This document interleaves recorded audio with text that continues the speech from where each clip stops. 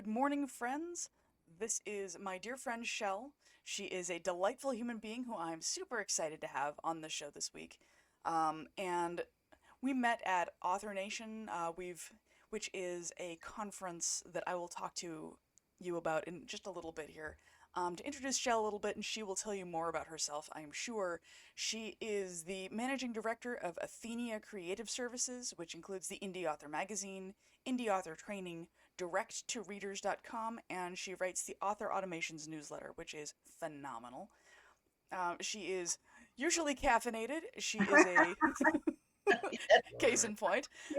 And also my machine is going off behind us. That's okay. You know what? It's gonna be chaos. My cats will be in and out of frame. We're just gonna. That's just how we roll. Okay. We're just. How the world works now. You know what?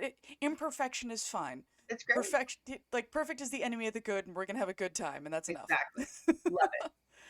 She has done TEDx organizing. She is a public speaker. She teaches people things. She is a nomad. So, like, Chelle just does all the things. She's I pretty do. amazing, honestly. And she introduced me to a couple of systems that I use myself to help keep my brain in order. I'm actually using one of them right now on the other screen to hold the show notes for today. Is it Notion? Tell It me. is. It's Notion. I've got the ultimate brain up, and I'm just like, oh, my friends. It's great. It's It so has saved great. my it saved my life. Like legit, you've revolutionized my entire ability to function. I struggle. I'm on the struggle bus with you, friend. So I'm happy to Yep. share my Oh tools with. yeah, definitely. It was worth every penny, and I so appreciate that advice. Um, Awesome. so I think I'll let you introduce yourself a little more completely than I did. Let me know if I missed anything, because I'm sure I did, because you do Oh, all kinds of things. I do all kinds of things. It's really, I lead a chaotic, messy life, but it's great. I get to wake up every day and play with my best friends as a job. Like, it's the greatest. It's the Yeah. greatest thing. So, and that all kind of came into sharp focus when I switched over to being a full time author and content creator. So, Mm-hmm. yeah, can't ask for more. The one thing that I do want to mention is that I'm a Mimi, and I orbit my granddaughter. So I she lives like 2.5 blocks away, and we have sleepovers every week. So Amazing. that's the only title that I'm like, oh, I don't care about all those stuff, but I'm a Mimi first. Okay. Fair enough. I'm mea culpa. Oh no, no. But I will throw it in anywhere I As can. well you should. Yeah, yeah, and I will send you pictures of her to put in the show notes later. Yes, absolutely. This is fabulous. I love this plan. Okay, so we met at Author Nation, which is a Yeah, conference we both attend and help organize down in Las Vegas. Um, I know, Shell, you handle a lot of the speakers, is I think one of your big roles, yeah? I'm the programming director, so Okay. I am very lucky to be able to cast a wide net, get a ton of people that have some interest, and then together with my programming team, we sort of go through and craft the program, make sure that we've taken into consideration what everybody wants to hear Mm-hmm. about, what's in the zeitgeist, and then we find and coach amazing speakers to jump up on stage and teach people all the cool stuff. Yeah. So, yeah. Yeah, it's a really I was a speaker last year and it was a great experience. I ended up kind of last minute helping run a panel. And it was an amazing time. Like Author Nation's great. So if you are an author, I don't know, are we sold out for this year? We're not sold out yet, but we're getting Okay. pretty close. In fact, it's weird because we're still, as of this moment, accepting applications to speak for the next 2 weeks, and we are flirting very close to capacity and not having announced a single speaker, obviously, except Yeah. for James Patterson, who Mm-hmm. is coming this year as our keynote speaker and to kick off our reader event, which is Yeah. called Reader Nation, and that happens on Friday. So Okay. Yeah, yeah, last year we had Kevin Smith, which was also amazing. so amazing. That was such a good talk.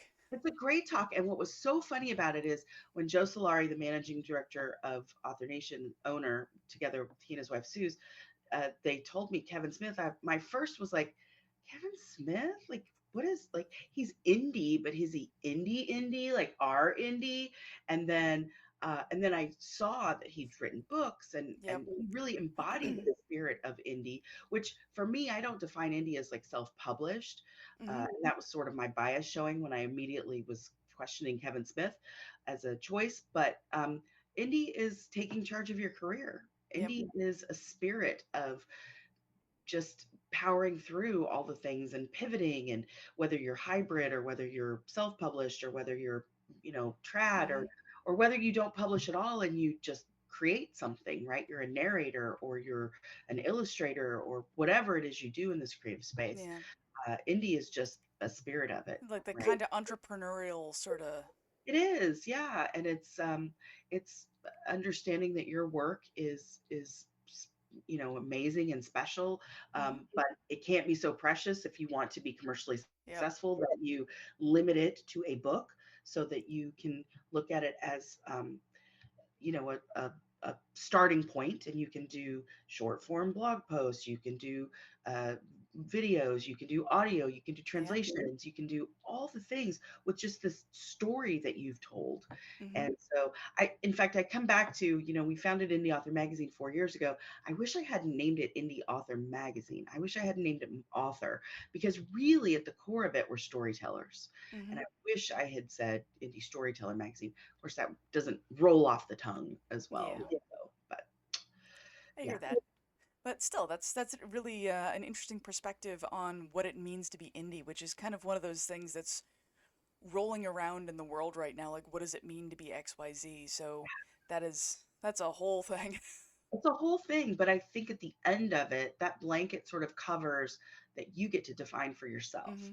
You get to define what kind of storyteller, what kind of stories you tell, Yep. what kind of persona you have in the world, how much you want to share with people in the Yep. universe. Like there's all those things, but ultimately you're in charge. Absolutely. That to me is what indie means, is you get to decide. No one gets to decide for you. Yeah. Absolutely. Um, so Author Nation happens in Las Vegas, Nevada in November. Yeah. It looks like tickets aren't completely sold out yet, so if you have the opportunity and have the means to get there, it is an amazing time. It is a week of just incredible talks, the networking. Oh my god, the networking is top tier. I've never been in a space with that many people. Um, like last year, I didn't know who Tony Lee was when I met him. I had no Uh, idea who he was. I'd never heard of him before because I don't watch Doctor Who. But all I knew is you were like, "Hey, you need to meet this person." I was like, "Okay, cool." And we spent like an hour talking about LARPing. yeah. And he gave me his card, and he was like, "Oh, I'd love to read your book." And I took his card. I was like, "Oh, that's awesome, cool, new friend." And I get upstairs and I look up who he is, and I was just like, "Who You did would I have been just far spend the more last nervous. hour talking to?" Yeah, you would have been far more nervous had you known in advance who Yeah, he and I is. known it right. But I think that sort of embodies the not just the vibe of the conference, which is immaculate, as the cool kids Yes. say, but it's sort of the vibe of our industry. Our industry is Mm-hmm. incredibly generous. We all started from a single space, Yep. and Tony's one of those guys that I was sitting with him at a different conference in London, and we were sitting there geeking out about Remarkable tablets, and he was showing Mm-hmm. me the magazine because he reads it on his Remarkable too, and I was just sitting there going, this is the most surreal thing ever. It's so meta. I'm chatting with one of the most successful authors I know, and he's showing me my work on his device. I just could have crawled under Yep. the table and died right there. It was just the coolest Mm-hmm. moment. But he is just very generous. And you He get is. that a lot. Like Kevin J. Anderson is another guy Mm-hmm. who, writes Dune, but also sends me pictures of him narrating himself in the snow. Like, what? What's happening in this world? But that's Yep. why I say, like, I have the coolest job. I get to wake up and play with the coolest people, with my best friends Mm-hmm. every day. Like, Absolutely. I Like, really love I'll this industry. yeah, like I've met so many of the top tier folks who attend to Author Nation and other spaces, and they're. I've come to the conclusion that we are all just weird nerds, like having weird Exactly. nerd time together. Right? It's We lovely. all, Like we're all just having fun being weird nerds all together. exactly. And we celebrate. It's like the Mm-hmm. namaste. I celebrate the nerd in you. The nerd in me celebrates the Yes, exactly. nerd word. Um, Definitely. I don't want to appropriate, but that's kind of No, what like it is, right? we need to come up with something that embodies that feeling without Like nerd um. mistake. Ner- Oh, hmm. oh, oh, maybe we'll Maybe workshop that might be appropriative. I don't know. That's worth. But we'll we can workshop chew on that. something. We'll chew on something.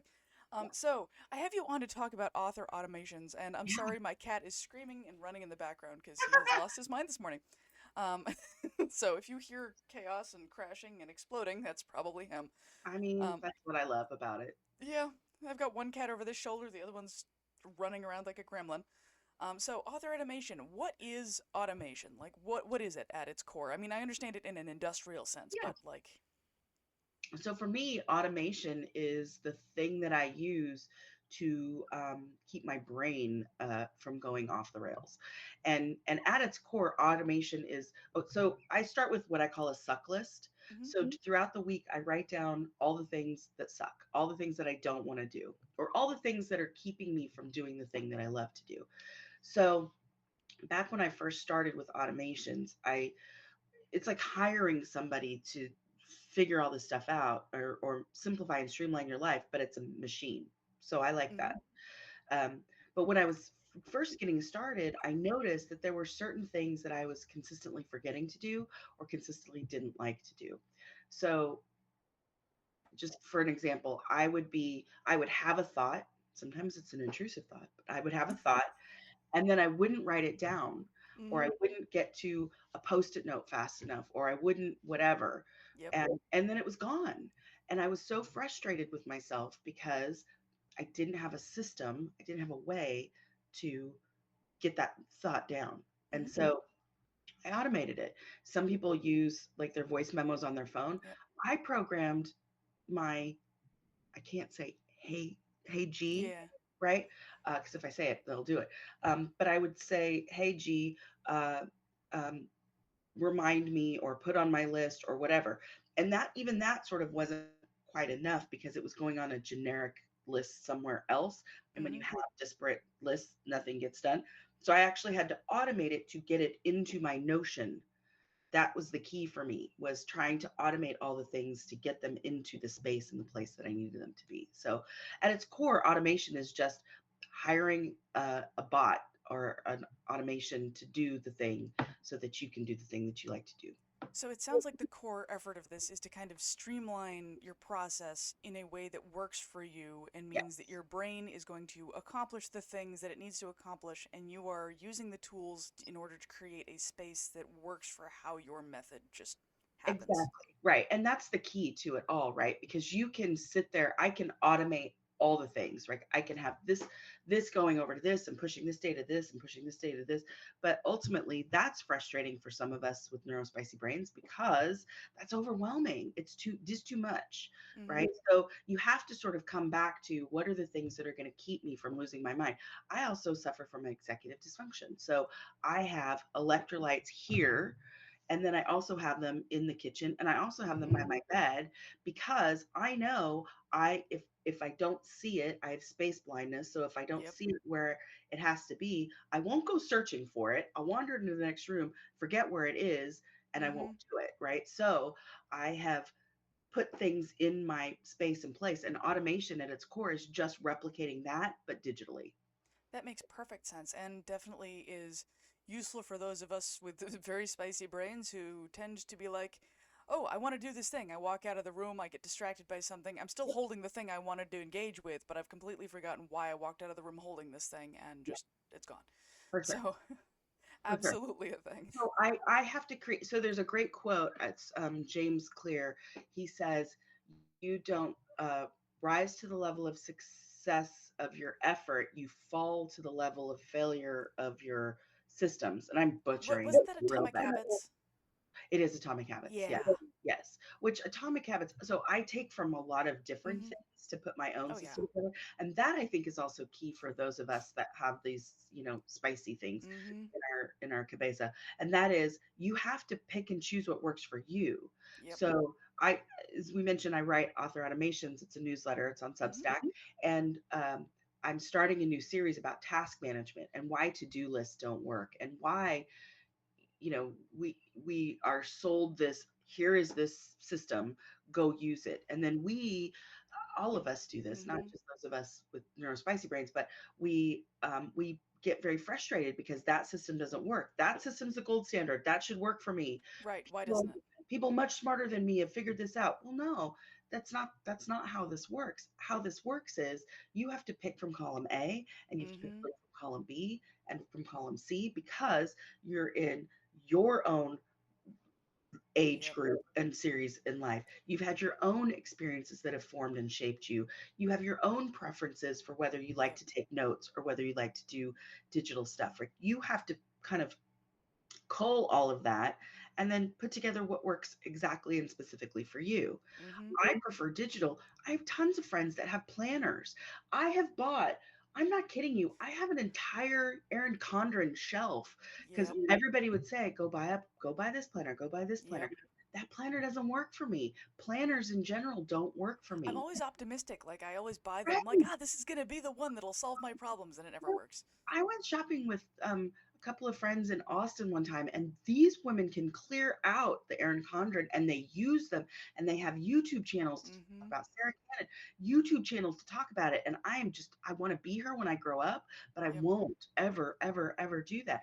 I tried bullet journaling. I don't bullet journal. I kind of Yep. junk journal sometimes for funsies and friends, but I open up junk journals or bullet journals and I go, oh crap, I should have done that 4 years ago. I never Yep. come back to them. They don't work for me. Yeah, they feel So overwhelming and kind of like pressury. Like my journal yeah. is, I have one that I'd say journal, but it's a diary where I just like emotionally process things.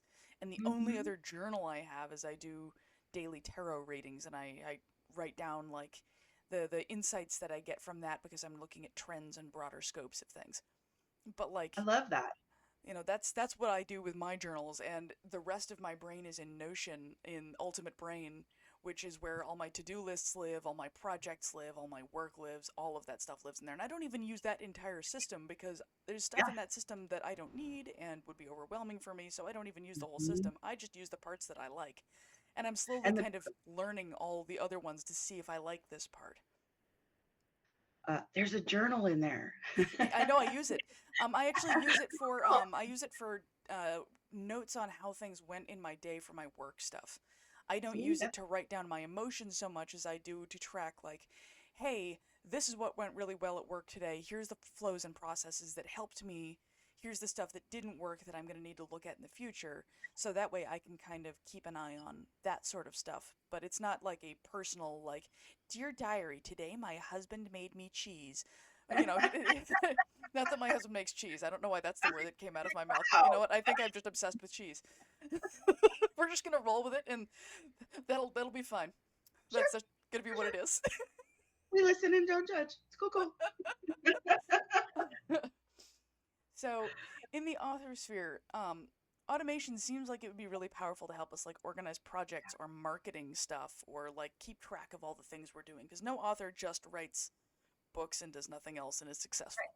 Right. Like As you our have friend to do the Tony Lee rest. says, yeah, our friend Tony Lee says that we are publishers who write, which Mm-hmm. means we are a business. We have to treat it Yep. like a business, and we're not writers that publish. And I think that mindset shift, I've been talking about this for a month. He said it a month ago, and I'm still sort of ruminating and obsessed with this statement because I think it encapsulates a lot of what we are feeling in Mm-hmm. this business, which is we do have to do all of the things. And I again in this series that I'm working on, I'm talking a lot about maker versus manager schedules. Mm-hmm. I'm talking about ultradian rhythms where some people will say, get up at 5 a.m. and write first thing in the day. Dude, I cannot function. Don't even talk to me until I've had 3 cups of coffee. I Yeah. can't write first thing in the day. No. But there, and when I discovered this thing called an ultradian rhythm, which is different than circadian rhythms, which Mm-hmm. govern our sleep, ultradian rhythms govern our energy throughout the day. Okay. And it's really the concept of you have energy waves, and so you have to surf the wave Yep. whenever you have that wave. So if you kind of see where your energy ebbs and flows throughout the day, and then you schedule or time block manager tasks for the appropriate time and Yep. maker tasks, which are the creative tasks for that time, you can more easily get into a flow state. You're working with your brain instead of Yep. fighting against your brain, and it just makes the biggest difference. Mm-hmm. And the first thing we all need to do is just let go of the preconceived idea that there is a way to do Yep. things. There's just not, Yeah, right? that's something I've talked about a lot on my podcast and in my blogging is that the only wrong way is the one that doesn't work for you. Exactly. Like, there's no one correct way, there's no true way. The way that the only thing I can tell you is that the way that doesn't work for you is not yours. Yeah. It might work beautifully for another person. Like, I have a close friend of mine. Her name is Leslie. She is a plotter to, I would say, the extreme. She has to write out a summary of every single chapter before she writes, or else she gets lost. Yeah. Whereas I do a beat sheet, and I view the beats as more like tent poles, and I'm writing the canvas in between the tent poles. And if I have to write a chapter summary for every chapter, the book's never getting written because then my brain's like, oh, you already wrote the book. You don't need to do it again. Hi. We Yeah, just we just formed a support group. right. Like, so I can't do Yeah. that kind of outlining, but I do, like, I have to plan at least the basic structure of the story. And even then, the structure is going to change because I know my brain. I'm going to, like, if I'm planning a road trip, I'm going to be pulling off the road to go see the world's biggest ball of twine at least twice. Mm. So I just have to accept that. I was like, you don't really need to see it twice though, but But sure, I get it. I I get it. don't really need to, but I need to make sure it was as uninspiring the second time as it was the first time because I Got want it. to make sure I give it a fair shake. Right. That's fair. That's good validation. Oh, yep. Still satisfied. Right? This was still not as awesome as I was hoping. Still not Mm, as awesome, but there was a good coffee shop. Cool. All right. yep, I don't need the gift shop. Thanks, though. Something we're done Okay, so automation for authors kind of pulls all these tasks into a space and allows us to um, put them put because being an author has a lot of tasks. We have social media posts, we have content creation, we have writing itself, we have with. typesetting, editing, cover design, all of these, and like doing things like this, like being on podcasts with people, networking, all this stuff. It kind of takes these nebulous tasks, which can for a lot of us feel like overwhelming impossibleness, and allows us to pull them out of that overwhelming impossibleness and give us systems that take care of some of the grunt work so that we don't need to think about every step in the process. Mhm. Is that, Exactly, yeah? exactly that. Yeah, exactly that. And if you really, I know one of the biggest things is that in itself becomes an impossible task, right? Mm-hmm. Thinking about automation, thinking about how to unthread all of Yep. these things, how to figure it out, seems really impossible. And so I always say, start with one small one, start with one thing. Again, I always start with my suck list where I'm just sort of writing down all the Mm-hmm. things that suck. And one of the things that sucks for me is I had 1,200 tabs open and Yep. I was afraid to close the tabs Because you'd because forget what was on them. I'd forget what was on them. And so the one thing that I started with when I first started doing this was I created a Zap with Zapier.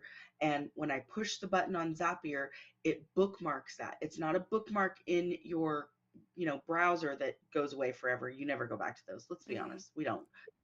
It will put it into Notion as a note with the context of it, and then I can go back and I do this. I schedule myself to review those so that I go, oh, I meant to read that article. So I called it my read later folder.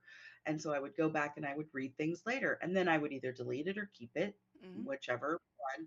But for me, I had to get this big, big, big overwhelm with 1,200 tabs open down to just the thing that I needed to focus on. And Mm-hmm. because this was causing me stress, the big stuff Yep. was causing, I didn't know what was there.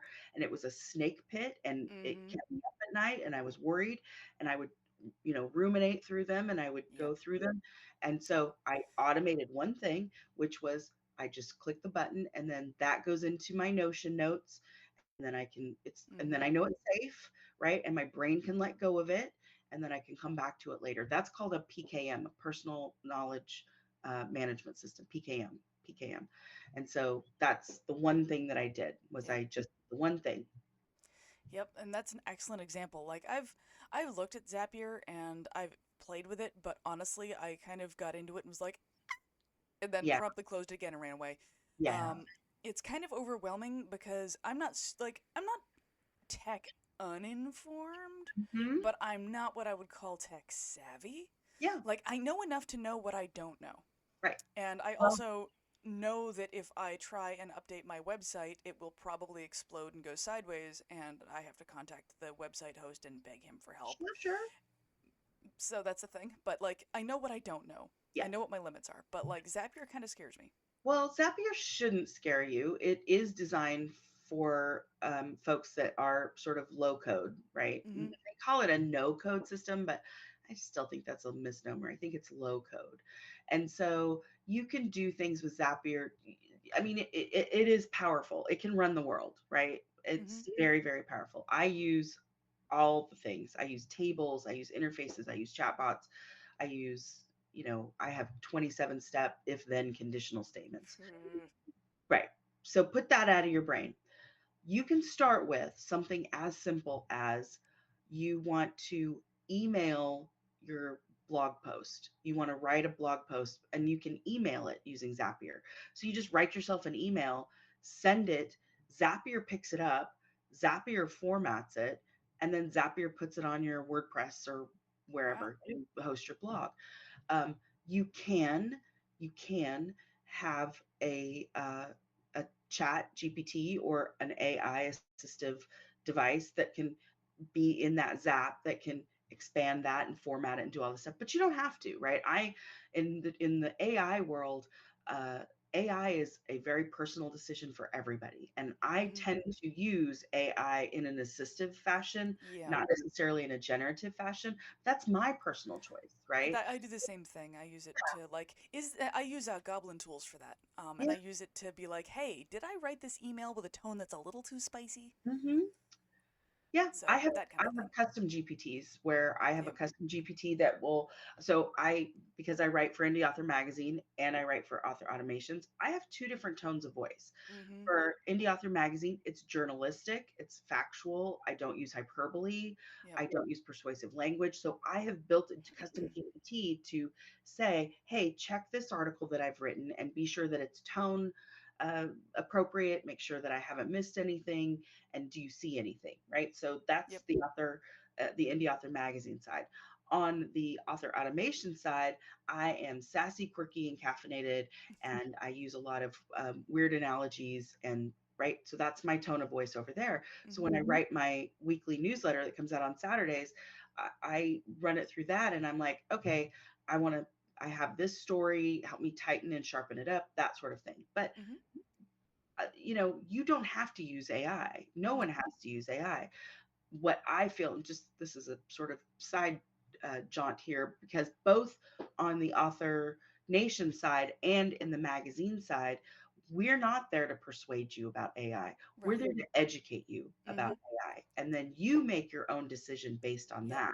Making And so, educated decisions is pretty much most of the basis of our business is we have to have an understanding in order to make an educated decision, and exactly. then we make that educated decision. Right. And then you keep your eyes on your own paper, friend, and don't Mm-hmm. judge what other people are doing. But that's my own personal rant. Yeah. Uh, but again, on the Author Nation side, we always balanced it with artisanal conversations Yep. and education. We talked about slow productivity. We talked about, how do you find success and how. Mm-hmm. So I just, because AI is such a hot button and I talk about it a lot, I just want everybody to know you don't have to use AI and you don't have to use it in automations. No. I choose to, but there again, I have an automation that runs the entire magazine every month, right? So Yep. from the time that we have all of the articles in to the time that it gets formatted, posted on our website, and creating all the social media posts and creating all the social imagery, throughout that stage, we do use some AI to craft our social media messaging based Yep. on the channel, but we don't use it for imagery, right? That's a Yep. line that we've drawn and we don't use it for imagery. Yeah, I've used it for helping me with keywords in social media posts. Like, I've found I've got Hootsuite, and I use the Hootsuite AI to help me choose keywords and hashtags and stuff like that. I don't use it to write any of my content really, but I have used it to like how many words should this content be for this platform and what's the tone for this platform, and then I will take a look at it and organize it myself. But I've used it in that, like I said, as you said, assistively, Yeah, and I've found that extremely helpful because the reality is we are not experts in literally everything, and I can't afford to hire the experts in literally everything. Like, if I could afford to, I'd just be like, I'm gonna hire Mel Cooper to do all of this. I'm gonna hire, Jen DePaula to do all of this. I'm gonna hire Quinn Ward to do all of these things, and just hire all my friends and be like, you guys are really awesome at this. and I'm going to give you all of my money, and then we're all going to make all of my money, and I don't have the money to even start that process. So I Exactly. have to have there's a spot kind of in between where I need help, but I can't necessarily do the thing. So I completely understand and embrace assistive usage of that technology. I don't use it for any creative things, but I never put a manuscript through it. I don't use it for that for various reasons, including like privacy concerns and all that stuff. Mhm. But I don't hate AI. And I agree that it's a very personal choice. I know somebody who's taking his written blog posts, and using AI to help him assemble his own words into a book, Mhm. because going through 20 years of blog posts is just too much for him. Yeah. I don't have a problem with that. That's a kind of automation. That is in It is. fact an automation. Period. It is. Yeah, exactly. And again, coming back to Zapier, you can have steps in there that can take, your words from an email that you send, and then Zapier picks it up, and because you've emailed it to Zapier, and then Zapier can then ask your chat GPT using your AI Mm-hmm. key, or your assistant, which assistants don't feed larger language models, learning models. So it's, there's a privacy concern sort of Yep. alleviated there. And then it can come back and it can post it to your WordPress site as a Mm-hmm. draft. It can go get a stock photo from Pexels or Unsplash or wherever, or you can create one with Midjourney, or you can create one with Leonardo, depending on your take on AI. And then it can create the keywords for it. It can write a LinkedIn post, a Facebook post, a Twitter. I'm never going to call it X, Twitter post, Mm-hmm. and something for Instagram. It can write you a TikTok script based on it. So just doing the one thing, you can bust it out in like 15 different places, Mm-hmm. which for me, that was my goal for automation. Was I don't have time, nor I'm going to be overwhelmed if I try and do all of the things. Mm-hmm. So if I can do the one thing, which is to write a blog post via email or an email to myself, it can go off and do all the things, That's and I don't awesome. have to worry about it, Yeah, right? Substack does some similar stuff. With once I upload one of these videos into my Substack, it will automatically generate clips that it thinks is good for social media. It auto generates the captions, all kinds of stuff, and I can just makes it a lot easier for me. It's not changing any of my words. It's just taking the content I've made and packaging it for me, Yeah, which is really exactly. helpful.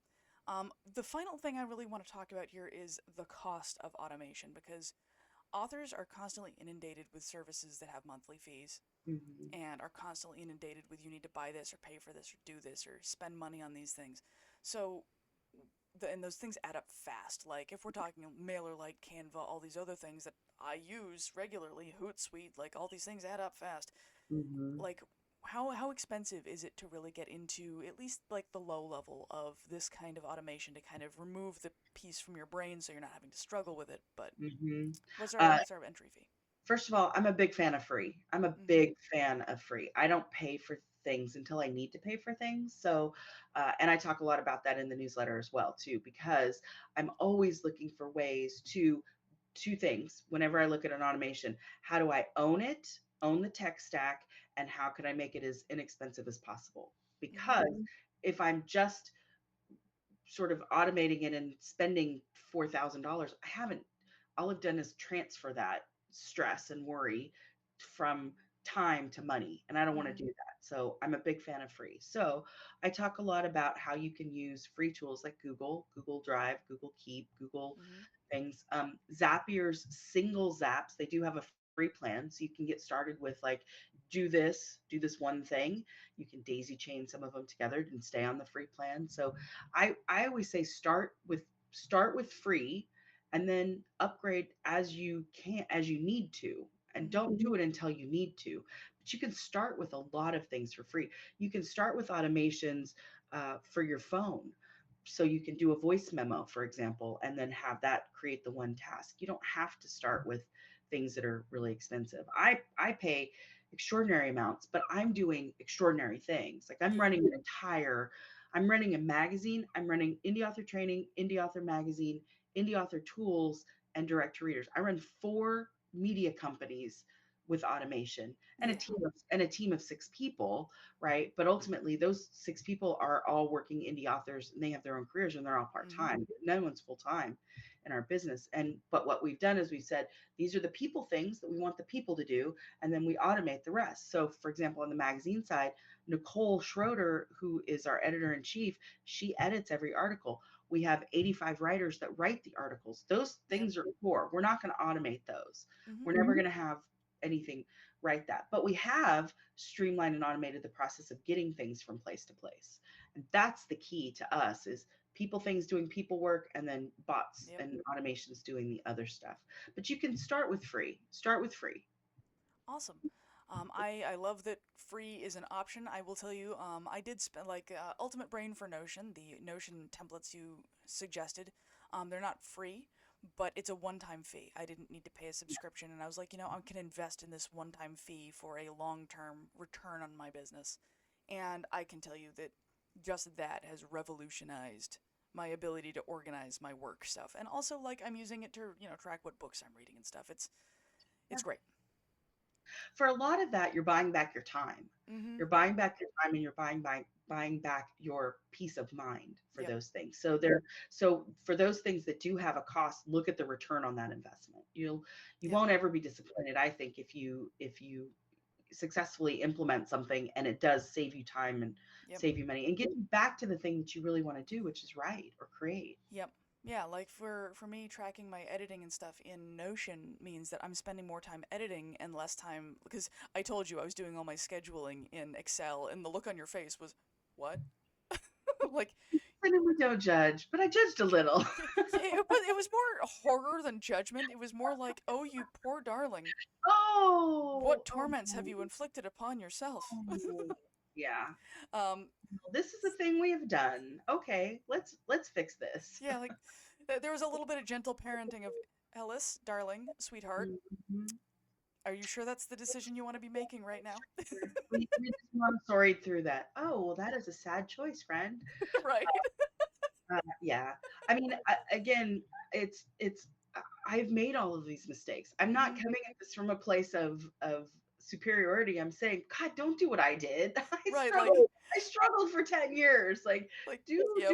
do this to save yourself the stress in the 10 years. Like, That's absolutely like that's the position I took with the how to write the damn book and how to edit the damn book is let Mhm. me help you because this took me 17 years to learn. Let me help you. Yeah. Yeah. So, Which ultimately is all of us as indies are figuring that out. mm-hmm. None of us have the answers. We're all Well, just yeah, sort of sharing a collective. That's kind of what the magazine was about, was we were saying, okay, well, we want to go figure this out and then we'll share it with everybody else and we'll make it pretty cool. It's a yep, magazine. right. Like the indie sphere is like in the scope of things is brand spanking new and it's constantly cutting edge. Um, I got into the indie end of things in about 2008. That's when I started in the publishing company and that I began at. And that was when selling on Amazon and doing like the the single book printing and so on was brand spanking new and we were just starting to have access to the ability to do that kind of thing rather than the big offset print runs and dealing with all of that like we were back in those days and the industry has changed so much so all of us in here are still like on that leading edge of what's the next thing because Mhm. we don't have 500 years of precedence of this is how a publishing company works for the last since 500 years is a slight exaggeration. It's probably closer to 4, but my point remains. Yeah.